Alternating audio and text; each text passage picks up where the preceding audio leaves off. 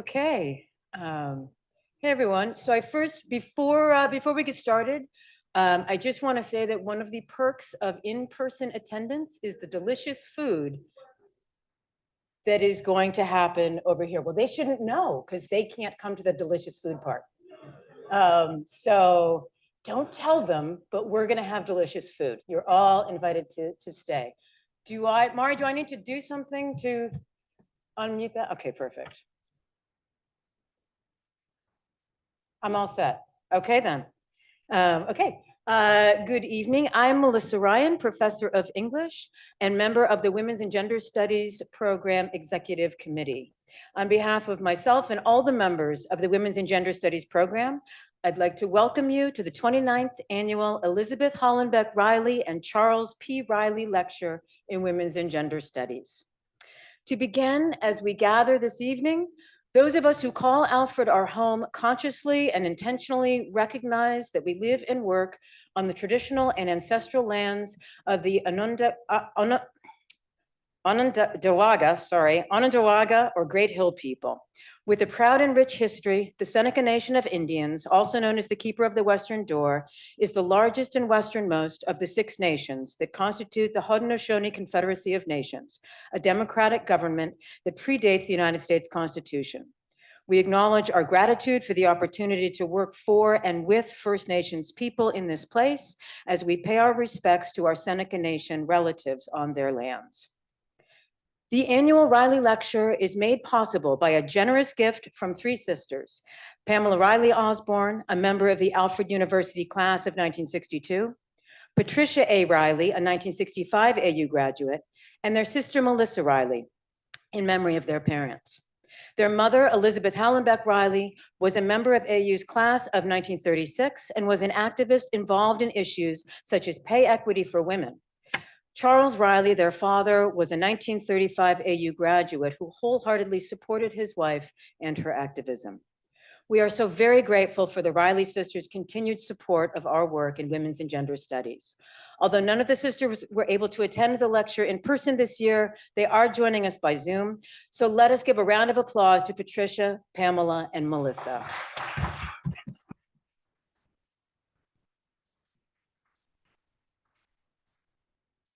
Our speaker tonight, Megan P. Galloway, known as Megan Hudson when she was a truly awesome student here a decade and a half ago, embodies so much of the university community we aspire to be. For example, we talk a lot about intersections as something that characterizes an AU education. Megan is like the intersections poster child. She was a psych major with minors in criminal justice studies and literature and a student in the honors program. And then she went on to get an intersectiony graduate degree, a joint law degree, and PhD in clinical psychology from Drexel University. As you'll hear this evening, all of these different disciplinary perspectives prove to be mutually illuminating. Reading literature through the lens of psychology and seeing criminal justice studies as a way of listening to stories gave Megan the analytical tools, the intellectual breadth, and the empathy to become someone who makes real change in the world. Her unique career trajectory began with an internship in her junior year with the FBI in the National Center for the Analysis of Violent Crime. But as she told the Alumni magazine last year, she ultimately wanted to prevent violence rather than analyze after the fact and to address systemic barriers to justice. So she ended up on Capitol Hill, helping to develop policy that attends to the personal stories that she is uniquely positioned to hear. In her work with people like Senator Kristen Gillibrand of New York and former Congresswoman Karen Bass of California, Megan has helped to shine a spotlight on issues of particular urgency for women, like domestic violence, policing and sentencing reform, and sexual harassment and assault. She's now a presidential appointee in the Department of Justice in the Office of Legislative Affairs, which I'm pretty sure means that actual Joe Biden was like, hey, Megan Galloway, I pick you. But here's the thing about Megan. She has this amazing career, but the academic and professional scaffolding that got her here was not erected in a careerist way.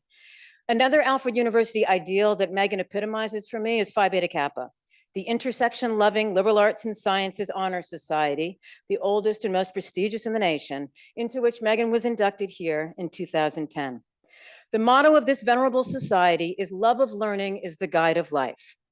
The Megan I met in my fall 2006 first year experience class, and the Megan who will be standing before you now, lives a life guided not by power mongering or resume building, but by love of learning, about ideas, about systems, but above all, about people. I am honored to introduce tonight's Riley speaker, Dr. Megan Galloway.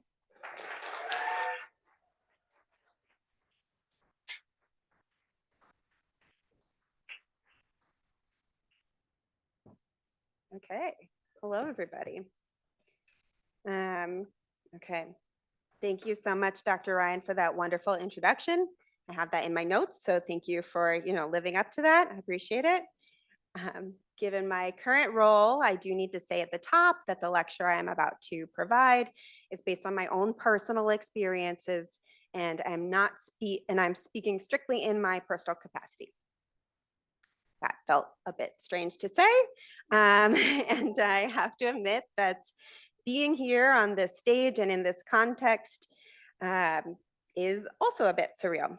Seeing my face on a poster throughout the university is very strange, to say the least.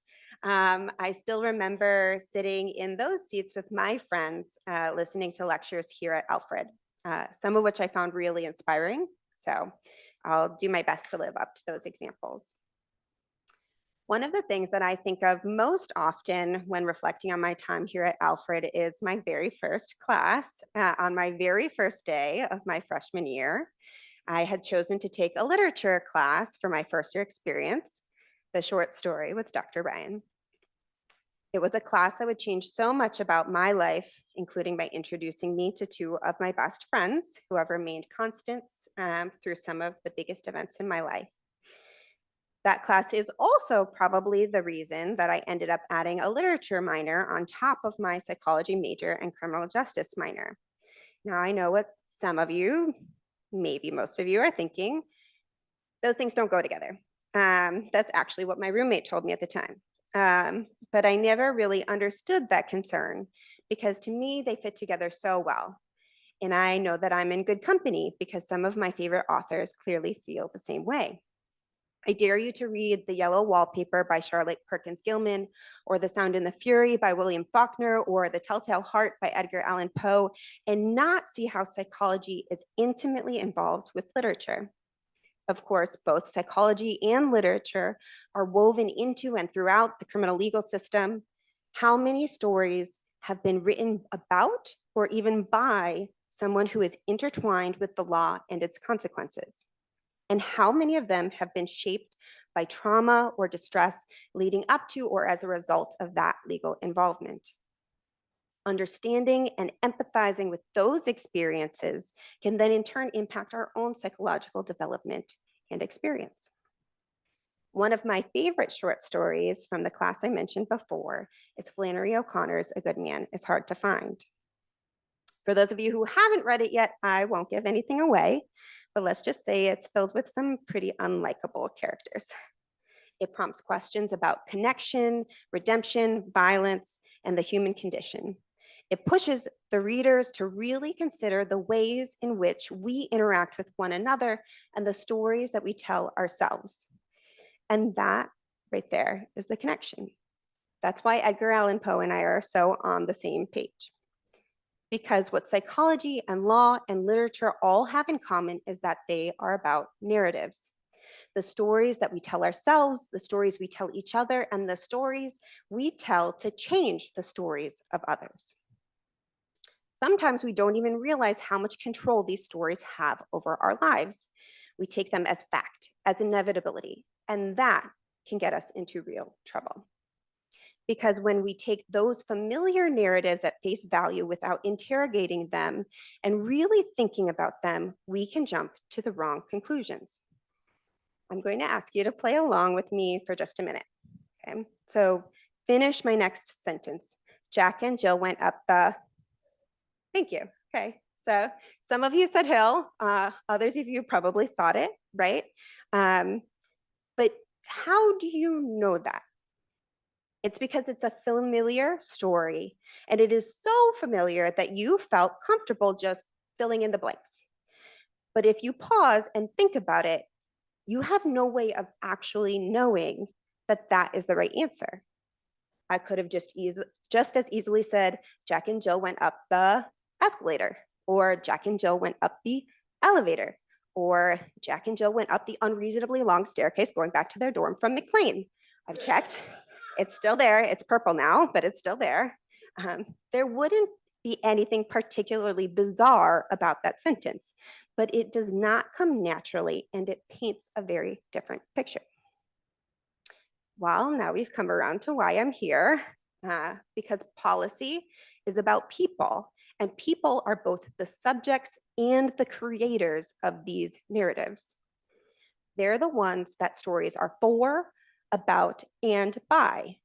Who tells these stories and how they are told then frames the context in which decisions are made. Throughout my career as an advocate for policies, it has been my job to elevate the stories of other people in the hopes of ultimately changing them. So most often what I want to share are the stories of other people, the people who I think of every day when I go to work and often when I'm home with my family.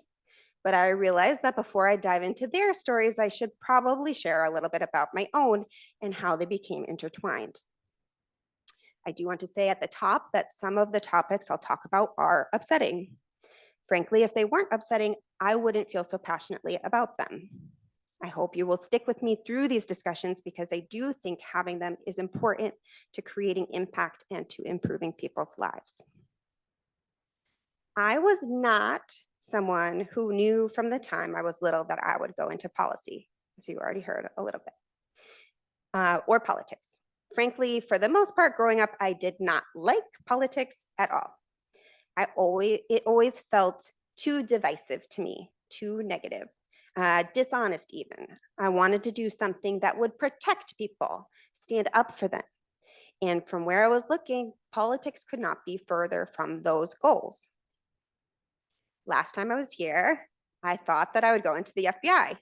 That might sound a bit incongruent with where I ended up, so hopefully you'll bear with me for a few minutes or 50, and it will make a little more sense.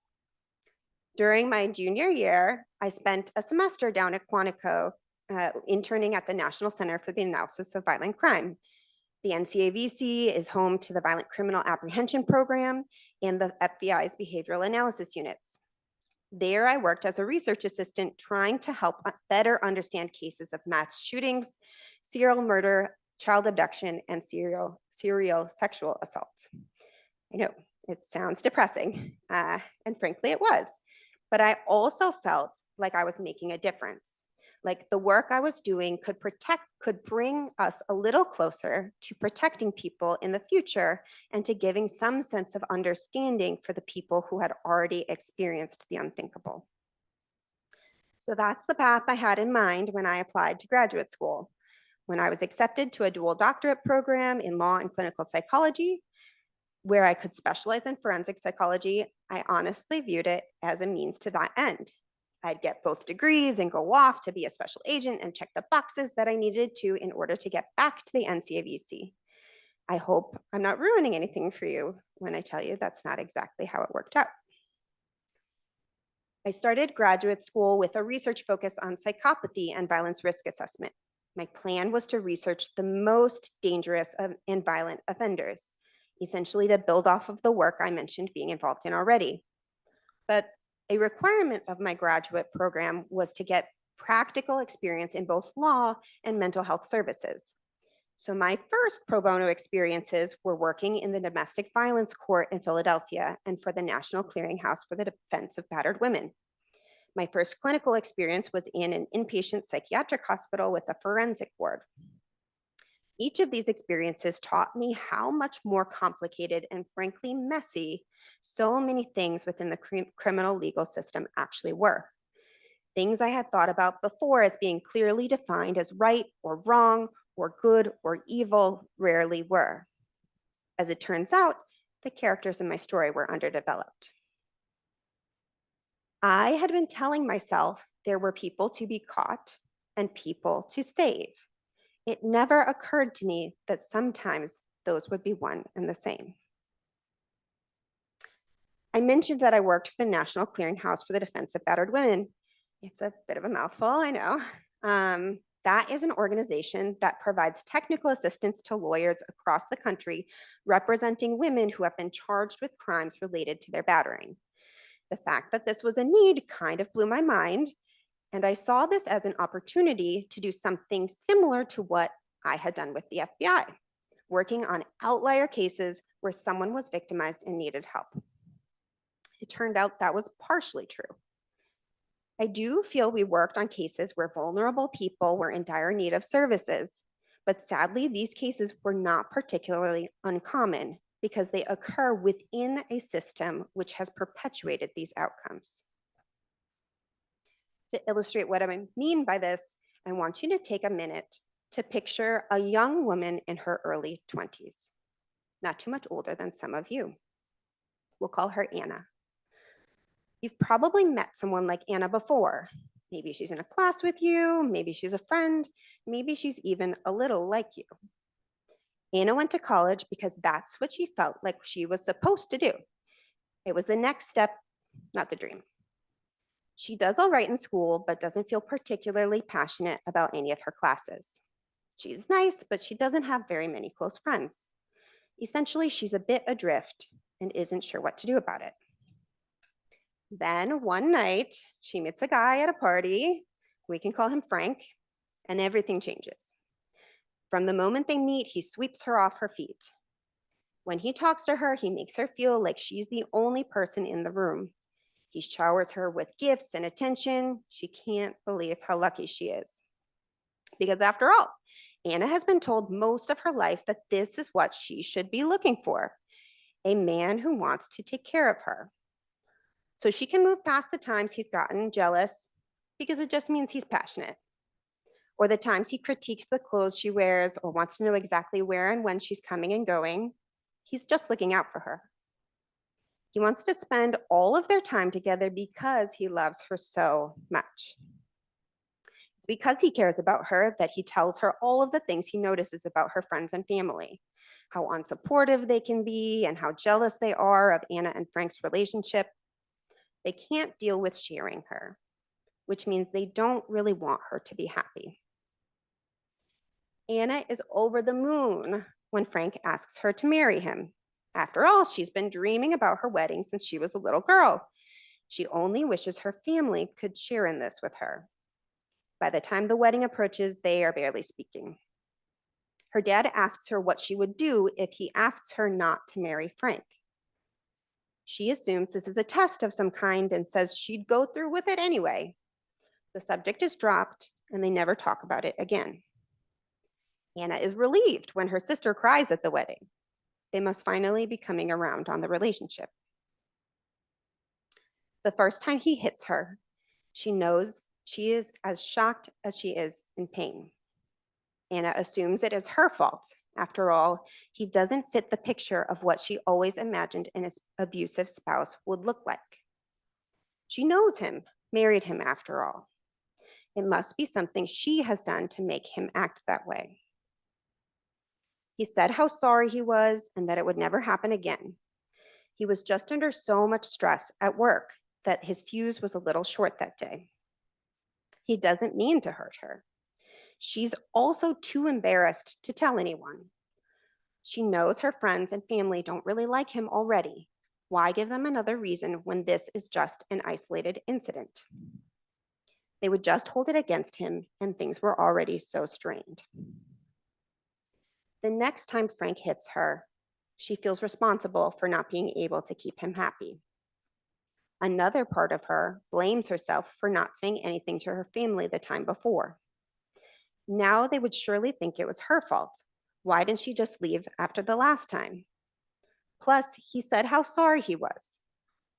He's going to get help for his anger, and they'll get back to the way things were when they first started dating. She has to believe this is true, especially because she just found out she is pregnant. She can't raise this baby alone. She barely talks to her family anymore, and she can't make enough money to support herself, let alone a child. She doesn't know that many women experience an increase in intimate partner violence during pregnancy. or that pregnant women who are battered by an intimate partner are 3 times as likely to lose a baby between 28 weeks of gestation and the first 7 days of life. Even if she did, it probably wouldn't make a difference, because where would she go? She could look for a shelter, but if he discovered her plans, things may get worse. He keeps a close eye on her, and they share a computer. Plus, she hopes being a father might change him. Maybe things will get better. So she stays. One night, he comes after her, and she tries to fend him off.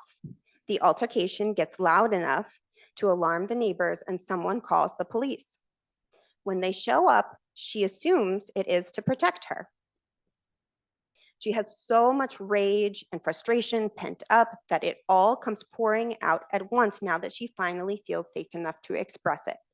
She lashes out and hits Frank for the first time.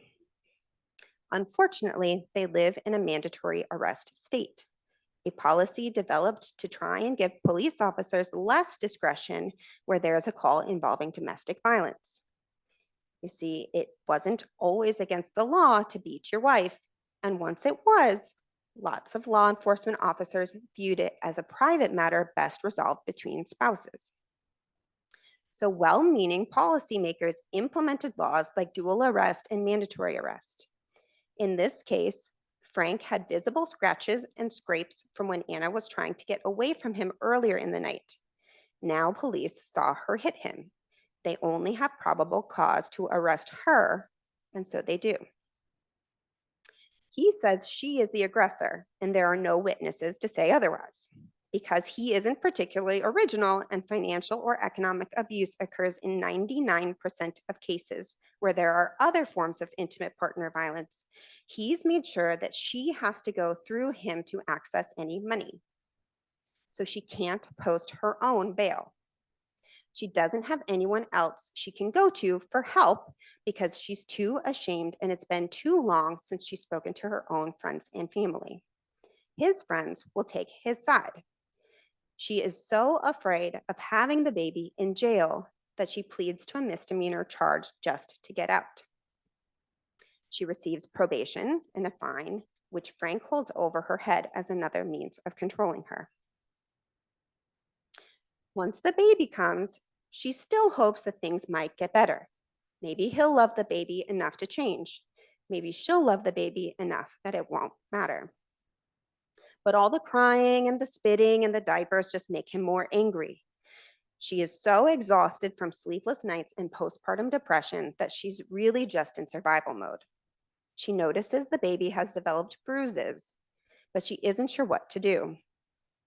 Last time the police were called, she ended up with a criminal record. She has to attend anger management classes as a condition of probation, and she doesn't have the money to afford a babysitter. She has no choice but to leave the baby with Frank while she is gone.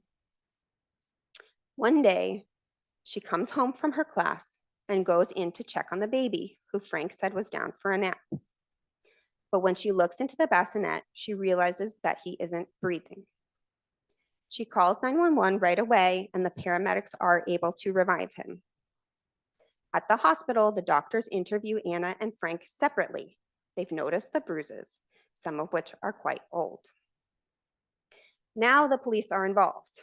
Finally, and fortunately, based on each of their responses to questions and the timing of Anna's court-mandated class, the police are able to determine it was Frank who was responsible for the physical abuse.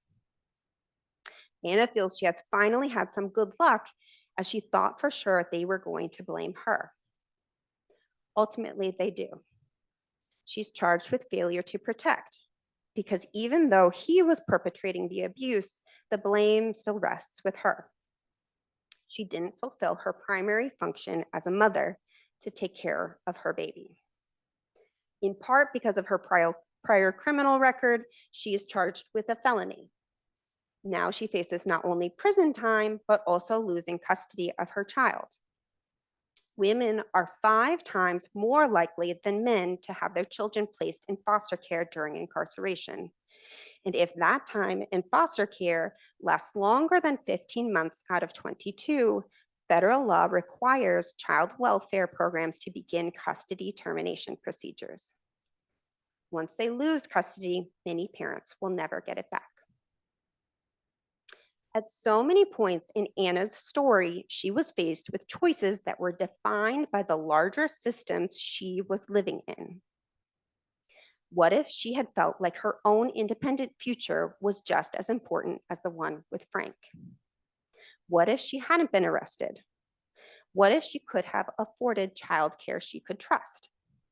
What if she was given opportunities instead of having them taken away? These stories are written line by line, and we have to ask ourselves which one could have changed the sentences after. You may or may not be wondering if Anna and Frank are real people. Like so many things, the answer is complicated. They are and they aren't. The story is a composite of so many people I've worked with over the years. I've known many Annas. I've seen Annas trying to navigate the extremely bureaucratic process of getting a protection order. I've seen Annas who did try to run with their child and were charged with custodial interference. I've seen Annas looking for legal services to stay out of jail or regain custody. I've also seen Annas who came to believe that their only escape was to end their own life or to end Frank's. I've also met plenty of Franks.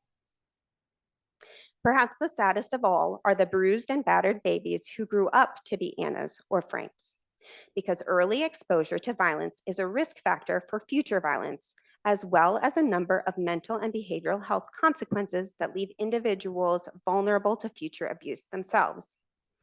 All of them are in some ways victims of the stories our society imposes on them.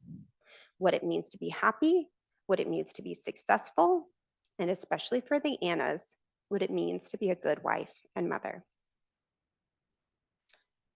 A lot of the cases that I saw had similar themes in different environments. In some ways, it didn't matter what stage of the process I became involved in. The same questions and comments often hung in the air. Why didn't she leave? I would have told someone. She must not be a very good mother. And add in any mental health concerns or substance use, regardless of the relationship to trauma and coping mechanisms, the blame becomes more pervasive. It is human to crave structure and order, and so we cling to archetypes we have created about what people should or shouldn't do. Any of you who have taken cognitive psychology will be familiar with schemas or the mental structures that we all use to organize knowledge and guide decision-making. The challenge, as we discussed earlier, is that we can use these shortcuts when we do not have complete information. This is necessary, as it is impossible to always have all of the information we need. If we didn't draw on these structures, we could end up paralyzed by indecision. However, when we over-rely on schemas, we can convince ourselves that in any given situation, we will behave in an idealized way. In fact, there is a phenomenon in psychology called the halo effect, where we tend to overgeneralize certain evaluations of other individuals of another individual to other characteristics they possess without evidence to support it. For example, a person who is perceived as well-liked might also be assumed to be smarter or more generous than they actually are. This may have contributed to why it was so hard for Anna to accept what Frank was doing to her was abuse. She viewed him in such a positive light to begin with that the things he was doing to hurt her just didn't fit into her concept of who he was. The inverse is true as well, and people who are evaluated poorly are judged more harshly when they are a member of one's own group. This phenomenon is called the black sheep effect. When I told you Anna was not too dissimilar from some of you, did it make it easier or harder for you to understand what she did or didn't do? It probably depends on if you were already inclined to judge her poorly. We all want to think we would have behaved differently, that we would have a different outcome. If she didn't, and she is otherwise similar to us, then it must be because of a flaw of her own. So we both create and exist in systems that punish people who behave in ways that deviate from the stories we have constructed. None of us are removed or exempt from the structures that are in place within our society. That is not a criticism, it's an opportunity. Because each of us both have the opportunity and the responsibility to recognize our own perceptions influence the ways that we interact with the world around us, including how we influence policy decisions, which will then impact ourselves and our communities in the future. All of this is why we need to change the broader narrative, policy changes that impact structure, so the framework from which we draw conclusions are different to begin with. So after graduate school, I made my way to Capitol Hill to do just that, change the narrative. Walking into Senator Gillibrand's office for the first time, I didn't really know what to expect, but when I entered a stately building once occupied by Senator John F. Kennedy and so many other influential figures, I was filled with purpose and hope. Being around not only the aura of history, but people with the power to actually make a difference felt surreal. Seems to be a theme for today. I had no idea just how unreal things were going to get. I started working with Senator Gillibrand's office on issues related to gender-based violence and gender inequality. There was plenty of work to be done, both because of the senator's passion for the topic and frankly, because there's so much to do in this space. I was about a month onto the job when news broke that Harvey Weinstein, then an extremely successful film producer, had been sexually abusing women for years. The stories about Weinstein emerged after several high-profile incidents of public figures being accused of sexual misconduct. Roger Ailes, Bill O'Reilly, Bill Cosby, and Donald Trump had all been in the news with similar allegations, but what was particularly remarkable about the Weinstein story was the victims who spoke out and his relationship to our lives without us even knowing. At the time of the New York Times and New Yorker stories were released, the movies produced by Weinstein's company had earned more than 300 Oscar nominations, and he had been thanked by more than almost anyone else in movie history, more than God, less than Steven Spielberg. So many of the movies and shows he had helped shepherd to theaters and television also played an indelible and formative role in so many people's lives. I know I was guilty of distracting myself from homework with episodes of Project Runway. Ironically, Weinstein even produced the documentary The Hunting Ground, which partially inspired Senator Gillibrand's fight to address sexual violence on college campuses. But perhaps even more remarkable than the success and power of the person being accused was the women doing the accusing. They were undeniably successful and compelling in their own right, award-winning actresses that we also recognized by name. They were familiar and therefore more difficult to characterize as attention-seeking or ill-intended. So much of the narrative about women who go after powerful men was called into question because these were people we felt we knew. They shared times that they were made to fear for their careers as well as their physical safety when they were cornered by Weinstein. Some shared how they were made to feel guilty for being pressured into sexual situations they hadn't consented to, and others shared how they were punished for escaping his advances. It was not a story about miscommunications or one-off situations of bad conduct. It was a story about how a man with power was able to not only abuse women, but leverage the reliance of an entire industry to perpetuate that abuse. This was a systemic failing, not of one man or one company, but of an institution. You all may or may not remember what happened next. Women across the country realized they weren't alone. They realized they were in company with some of the most talented, successful, beautiful women that they knew. Instead of being just one of many, they were now one of many, and they made their voices heard. They were heard by friends and loved ones who didn't think to ask about their experiences. They were heard by the media who may have never previously felt their experience were newsworthy. And they were heard by lawmakers with the ability to make a change. It was both heartbreaking and powerful to see how the experiences of women being intimidated, threatened, used, and yes, even abused extended even to the people walking the halls of Congress every day. The Hill was not removed from the culture which silenced and diminished women. And in this context, the consequences for speaking out were dire. Because at the end of the day, if the reputation of your boss was tarnished, either by their own actions or by association with someone who acted improperly, there was a very real chance that you and all of your coworkers could be out of a job. It is also an extremely small community, so word is quick to travel and people are slow to forget. In spite of this, or maybe because of it, women from all over DC spoke up in this moment. They spoke up about being made to feel small, diminished, uncomfortable, and afraid. They shared stories about being cornered by powerful men, being threatened with reputational harm by leadership in their office, and by being objectified by people they once revered. They also spoke about the systems in place that maintained a power structure which both enabled abuse and deterred reporting. Some of them were current staffers who knew they were risking their jobs.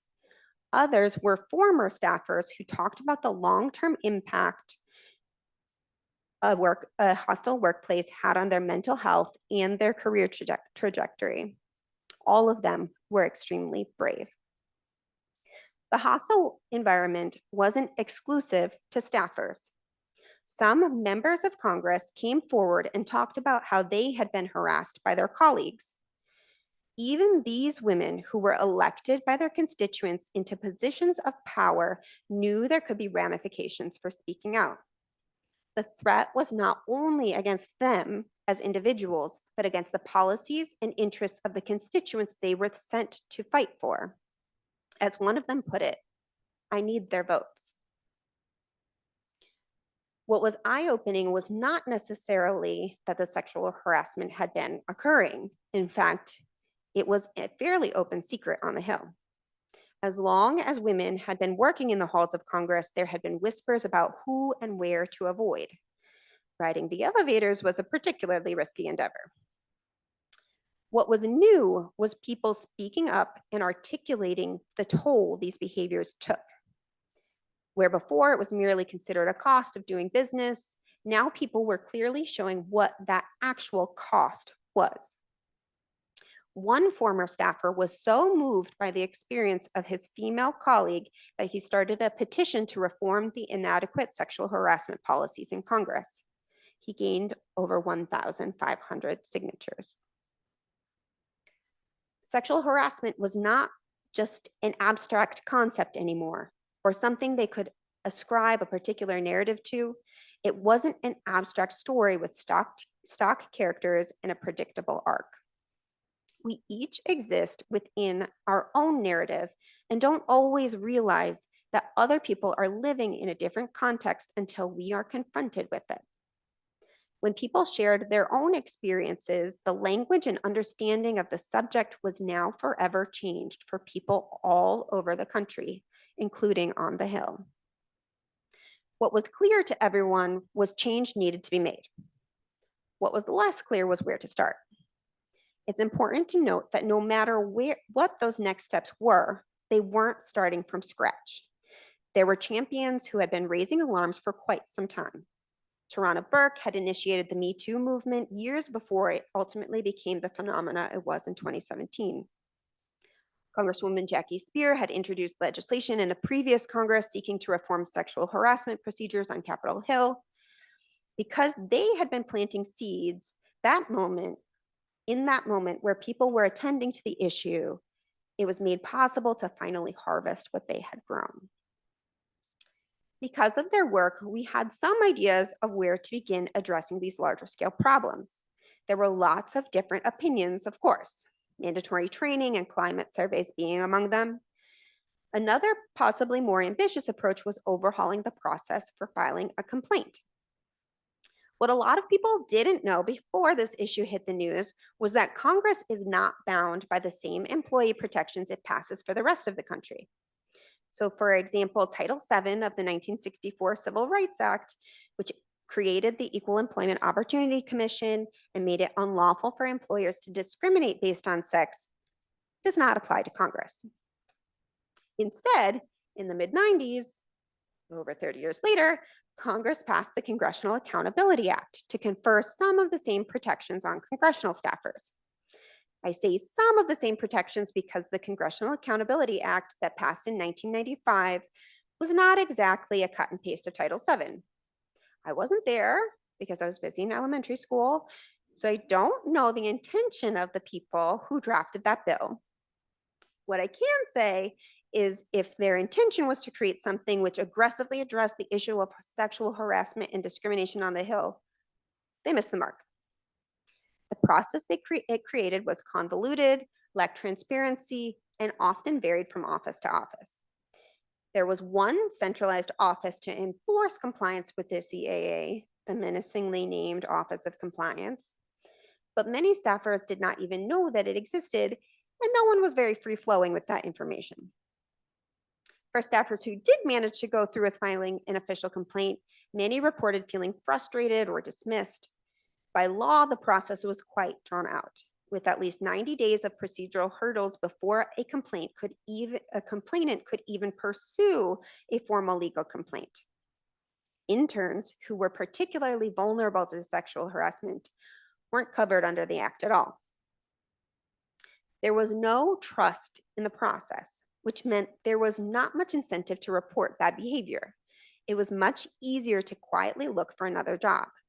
Many people who faced sexual harassment or discrimination left the Hill and never came back, which meant that the country missed out on talented public servants and that bad behavior was able to persist unacknowledged and undeterred. Senator Gillibrand had already been working for many years to bring both sunlight and procedural integrity to systems addressing sexual violence. That included in the military and on college campuses. Now she was confronted with the same challenges in her own backyard, and we all knew she would be called on by her colleagues and her own conscience to respond. As staffers, we had a responsibility to give her the tools she needed to see that mission through. We worked with Congresswoman Spear to update and introduce a new version of anti-harassment legislation, which built on her previous efforts. It may be difficult to believe now, but we had partners across the political spectrum in that effort. By identifying commonalities and speaking to our universal challenges, we were able to get co-sponsors ranging from Senator Ted Cruz to then Senator Kamala Harris. There were still more who agreed with portions of the bill. For example, both then House Speaker Paul Ryan and Senate Majority Leader Mitch McConnell supported ramping up sexual harassment training in both chambers of Congress. Introducing bipartisan, bicameral legislation was a significant step, but it was just one step nonetheless. Even though Senator Gillibrand introduced legislation and it was being talked about in the media and on the Hill, the existing power structures didn't just go away. There were still important decision makers who remained unpersuaded that the issue existed, let alone that this was the best way to resolve it. You see, once a bill is introduced, it is assigned to a committee of jurisdiction. That committee is supposed to be the authority on the subject of the bill, and they can play a big role in whether or not the legislation advances to the floor for a vote.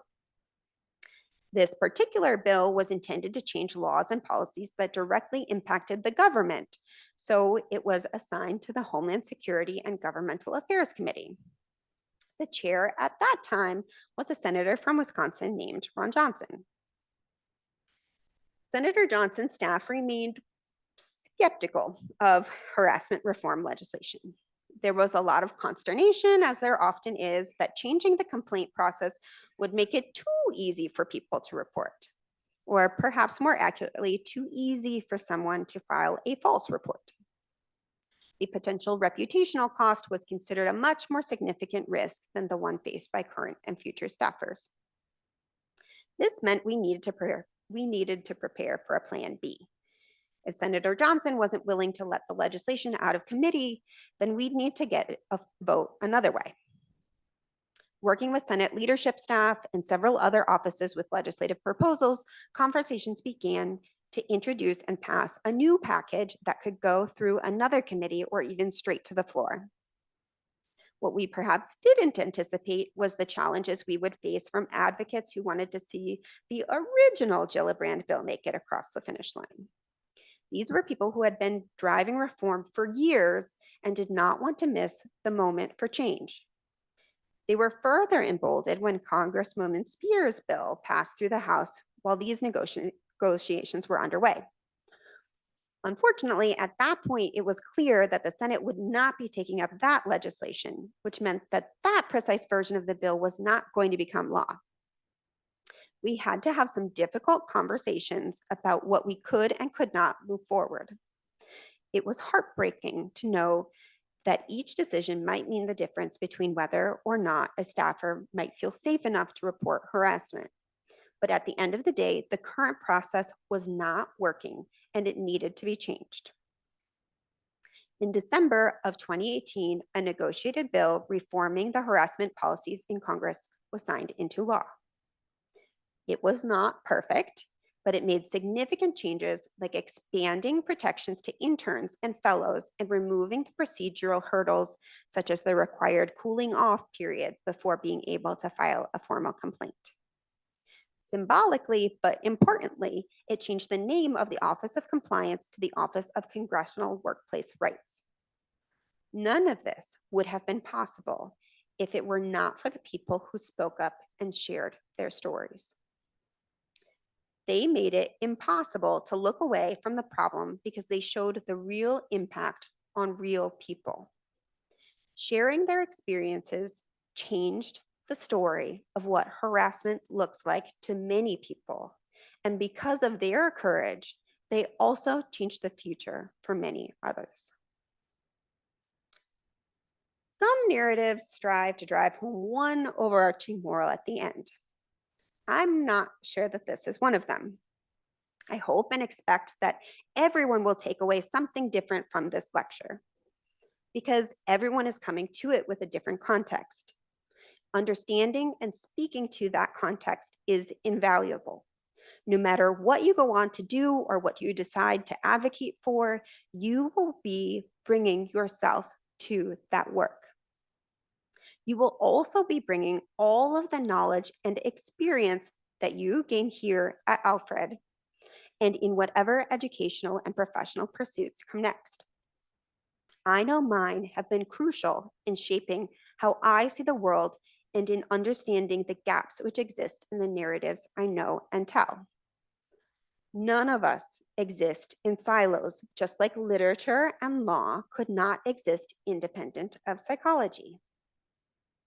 We are an accumulation of experiences that are interconnected and yet distinct, both within ourselves and one another. We all have our own stories to tell, and I hope that each and every one of you chooses to do so. I hope you really take the time to listen to the stories of others, especially the ones you think you already know and the ones you have never thought to hear. I hope you then use that power, because stories are powerful, to make the world a better place. Thank you for coming tonight and for listening to mine. I'm happy to take your questions.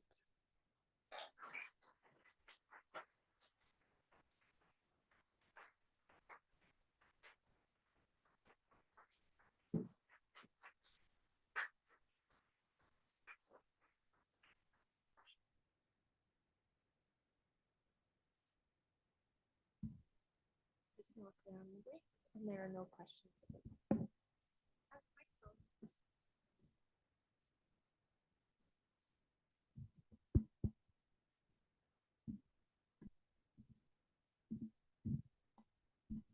Megan, thank you so much.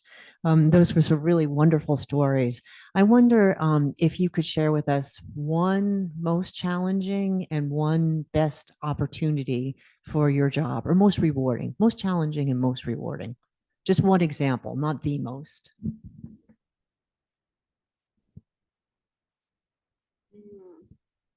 That's a really hard one. I was hoping you were gonna like lob a softball my way to get things going. The most challenging and most rewarding. I find often that those are like the same experience at just like different periods along the way.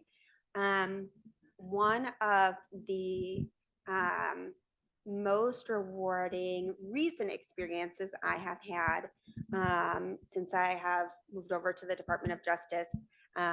Before I was at the Office of Legislative Affairs, I was with the Community Relations Service, which is like a very poorly named civil rights component within the Department of Justice that goes out into communities throughout the country to address civil rights disputes and kind of resolve conflict and mediate potential issues. It was also created under the 64 Civil Rights Act that I mentioned before. But surprisingly, despite the work that they do, they are not a trauma-informed organization. So that was a big part of one of the things that I was doing when I was there.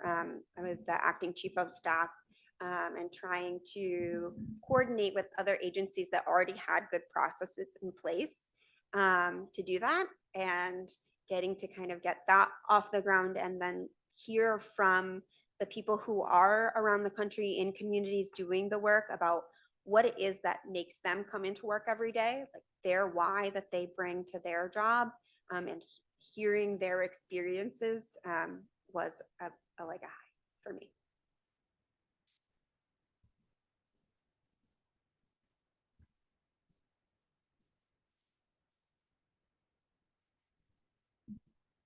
The food's not out yet if people are waiting for that.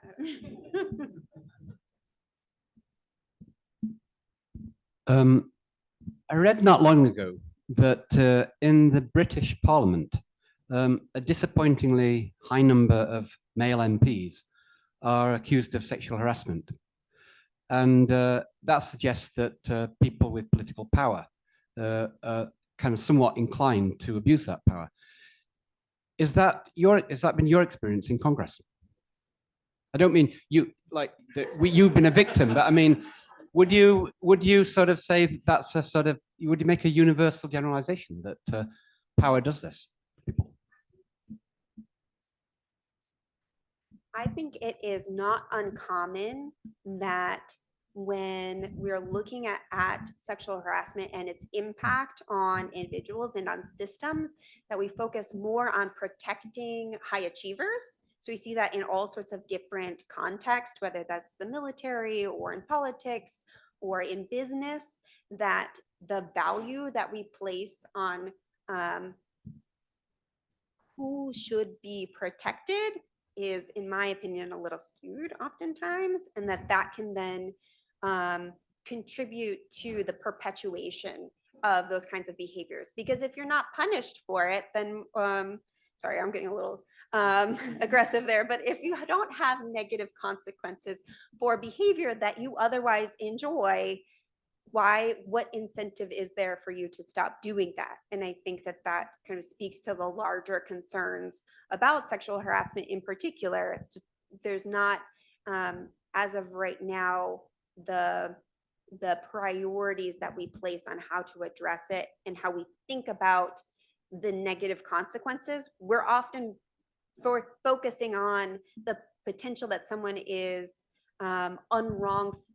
wrongfully maligned, right? That's the thing that comes up the most in these conversations, that's the risk, instead of the risk being that we are losing important members of the workforce or that people are being physically and psychologically harmed by these behaviors.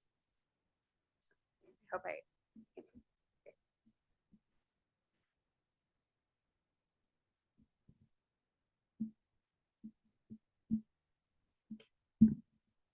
Megan, thank you.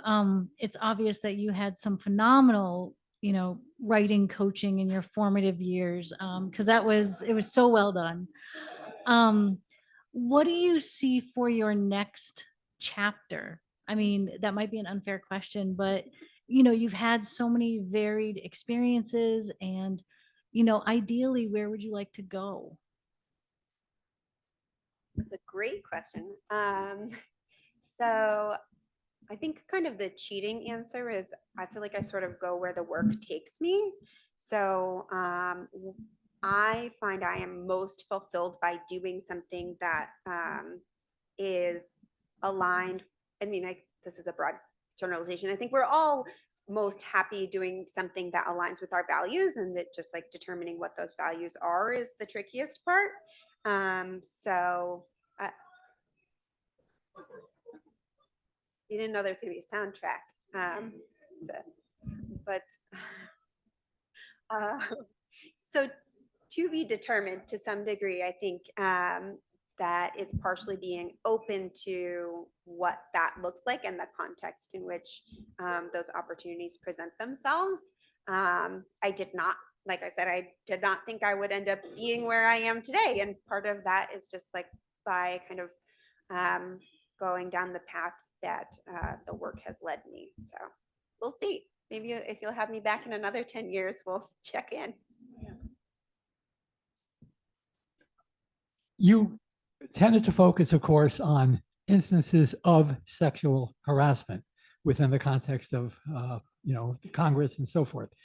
About, I'm guessing 10, 11 years ago, maybe 12 years ago, we had a Riley lecturer who had been for 17 years the president of the ACLU. Her name was Nadine Strozen.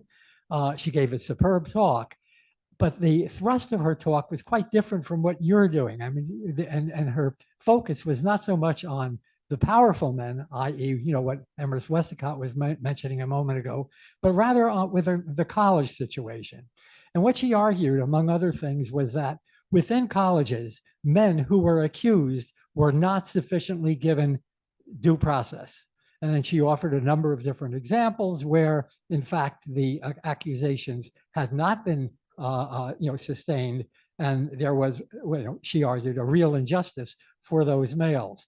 To what extent would you emphasize, given the kind of background that you have in respect to psychology and law and so forth, to what extent would you argue that the males do not deserve quite the kind of due process emphasis that Strozen was arguing? So it's funny that you bring up the ACLU. I did some work at the Women's Rights Project in the ACLU. And I think that that is a good example of a situation where it's so important that the process has trust, right? Because if there are, no matter who it is within the process, if there is a perception that the outcome is going to be unfair, then nobody wins, right? So what you need in place are processes that protect everyone involved. But that means you also have to protect the women who are bringing those claims. So I think you have to have both. It's not that you can focus too much on one or the other, but if, for example, in the college setting in particular, if someone were to bring a claim and it were to be found to be adjudicated to have happened, right? And then there were measures taken as a response. If the rest of the college community don't think it was a fair process, then you're not helping the woman, right? Because they are more likely to then face retaliation and backlash and to have their educational experience impacted as well. So, and then they're also less likely to bring a claim if they think that that is going to be the outcome and they have witnessed that happen to their peers. So what you need is actually a process that is in place, that is fair, and that has trust of the entire community. I hope that kind of answers your question. I'm gonna do a couple from the chat. This is from Beth Johnson. I'm wondering how you keep a feeling of optimism for your work regarding what is happening around problem solving at the federal level, regarding gender or other issues that we see headline after headline of describing awful situations or outcomes. Yeah, I mean, I kind of feel like I don't have a choice to some degree, than to maintain some level of optimism.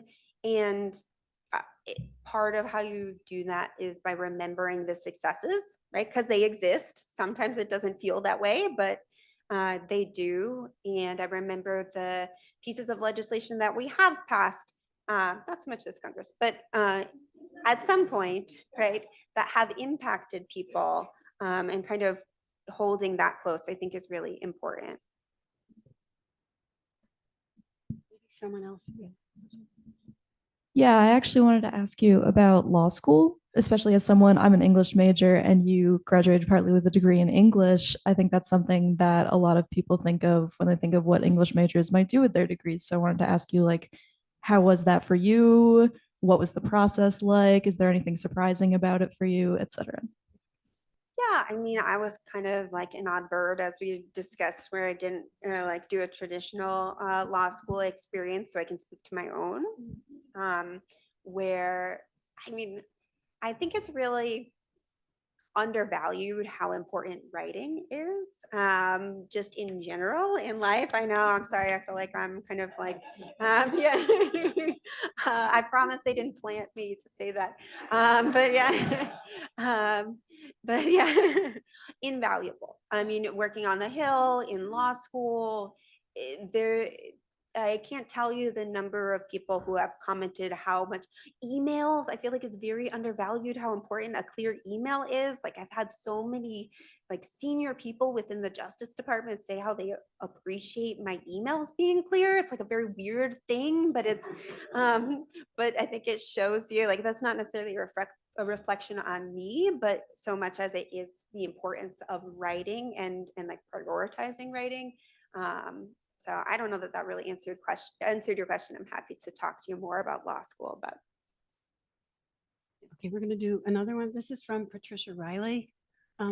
Your story of Anna stated with her being susceptible to what I will call grooming by Frank that eventually caused her to be isolated and embarrassed to reach out for help when things went south.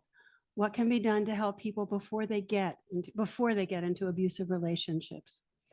yeah, I think first of all, talking about it is really important, that people don't internalize once they've gotten to a certain point as being reflective of something being wrong with them, right? I think that that's because of the way that discussions around intimate partner violence are often really kind of like silenced or thought of as being, too sensitive or inappropriate to really talk about what's happening, that people can then turn inward more and more. And of course, as you mentioned, some of the things that might make somebody susceptible to begin with might be a lack of support structure, that then is further eroded during that process. So also, as individuals, being mindful of people within our circle, right, who might seem like they are struggling. That doesn't necessarily mean that they are susceptible to any one particular challenge, whether that's intimate partner violence or mental health concerns, but it could be any of those, right? And being more attentive, particularly now post-COVID, to establishing and maintaining those personal relationships with one another, I think is really important, just for lots of life things, but particularly in preventing and addressing domestic violence. Hi, given a career path that requires so much dedication and long hours, how do you find a healthy balance between your work and your personal life? Because personally for me, like, I want to help people, I want to inspire people, but I feel like my biggest struggle would be creating a healthy balance in between to make sure I'm okay so I can also be able to help other people along the way. Yeah, absolutely. I mean, we say all the time in therapy, it's just like being on an airplane, right? Like, in case of an emergency, put your own oxygen mask on first, right? Like, you can't help other people if you yourself are not, operating at the capacity that you should be. I have 2 daughters. The older daughter is named Riley, so she's very excited about this. And so I think partially kind of relates back to what I was saying about a support structure. So important, and really invaluable for me personally, because it can be a lot of hours. I mean, going through grad school, and I didn't have them at the time, but I had Riley when I was on my internship fellowship year, residency year. So having people that I felt like I could talk to about the challenges that I was facing, kind of getting a realistic expectation check about was I pushing myself too hard? Was I expecting too much of myself? People who know you, because the answer to that question is going to be so dependent on you as an individual. Having that support structure already in place is really important. And recognizing also that it's I had an advisor who used to call it work-life synergy instead of work-life balance, because it's never going to be, just like 50-50 evenly split. Sometimes it'll be more one way or the other, and recognizing that and attending to that is really important.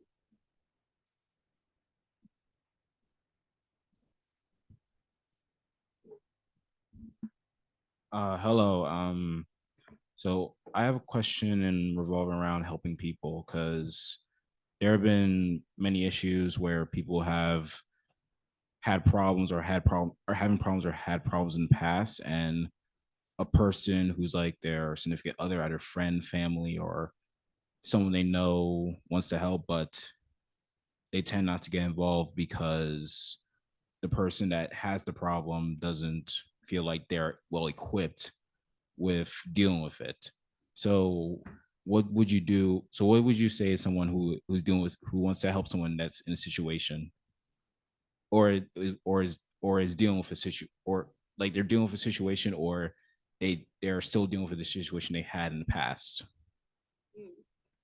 I think we need to normalize asking for help in a lot of circumstances, and that includes if you see somebody else who you want to help and you don't feel equipped, it's okay to also then reach out for somebody else, right? To like pull them in and say, I recognize a need. I am not personally equipped in this moment to fill that need or to address that problem, but I think that you might be. Like, can you either give me advice on how to handle it, or depending on like the situation and the appropriateness of it, kind of direct them in that way, or identify resources that you can send that person to. No one person is ever able to be everything all at once, right? And that's okay. And we need to be better about acknowledging that. And I think recognizing a need is an important first step, right? Like, that's not nothing. Did that answer your question? Okay.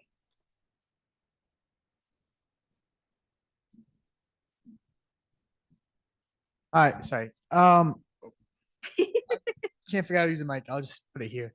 Okay. So earlier you were talking about trying to pass like the bill in Congress to, I guess, prevent sexual harassment in Congress. Mhm. And you mentioned a specific congressman who was kind of blocking that process. Mhm. Presumably, he is kind of a, I guess, perpetrator, or is like friends with, perpetrator. And so there's, and well, sorry. And so, might kind of underplay it, or say it's not actually a serious problem, or might, say, oh, it's, people are making it up to kind of underplay it. Mhm.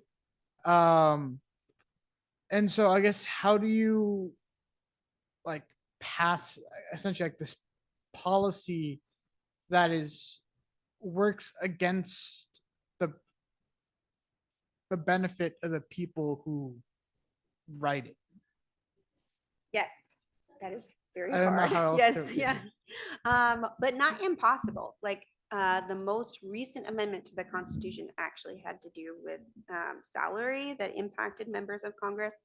So you can do it, but it's all about finding kind of what it is that is that like paid pressure point, right? What is it that is holding up their support of an issue, and then also what is it that they think that they have to gain or lose. So in that particular situation you're talking about, hypothetically, if there was somebody who thought that they were potentially shielding their friends, which I am not saying that that is what was going on there. I think that Senator Johnson would be perfectly fine with me saying that he was not in favor of passing sexual harassment reform. Like he stands by that 100%. But theoretically, if someone was doing it because they perceived the issue being that their friends would then be in trouble, it's like figuring out what level of public pressure might outweigh that potential challenge in the future, right? Is it more challenging for them to have constituents calling their office every day and saying that they're being a problem by not passing that? Sometimes yes and sometimes no, but that's part of passing legislation, is figuring out what behaviors is it that they are opposed to, what specific like aspect of the legislation they're not okay with, why is it that they are not okay, and what alternative scenario would be worse for them than not passing the legislation. Thank you. I think, oh, okay, one more question, Mallory, and then we'll stop after Mallory's question. Sorry. Sorry, everybody. I'm between you and the food now. Megan, thank you for such an amazing talk. And you mentioned something that stuck with me about how you didn't ever imagine you were going into politics. I think you said like, I wasn't even interested in politics, and I teach history, and I hear a lot of students these days say, I don't do politics. I think for many of the same reasons that you described. So would you talk a little bit about how you ended up there anyways, and why people who are paying attention to what's going on, who might also say, I don't do politics, could find a pathway in a meaningful way in the chaos that we find ourselves in these days? Absolutely. So I had a really great political science professor, so that helped. And I think part of why that was so helpful is it kind of reframed for me thinking about what politics is, because I think we can kind of think about it as like, politics, people, just yelling at each other or grandstanding on things. I think that politics can kind of be associated with the slimy kind of version of policy. But if you think about it from actually like policy change, that's much different, because that is talking about making a difference in people's lives. So it's talking about like framing the narrative about how we're thinking about the actual actions, and kind of drilling down a little bit more into what is it that you're actually talking about and what are you doing? Because politics can, I think, also feel, especially now, very removed from us as people. Like, what are you going to do in politics? You're going to vote or not vote, and then you're given this finite like set of choices about who to vote for. It can feel like it's sort of an abstraction in some ways, but policy or political engagement, that is about, bringing light, shedding light on things that are important to you, about having conversations about what it is that matters to you. And I think from my perspective, that was much more accessible and encouraging, right? Thank you, everyone. Maybe another round of applause.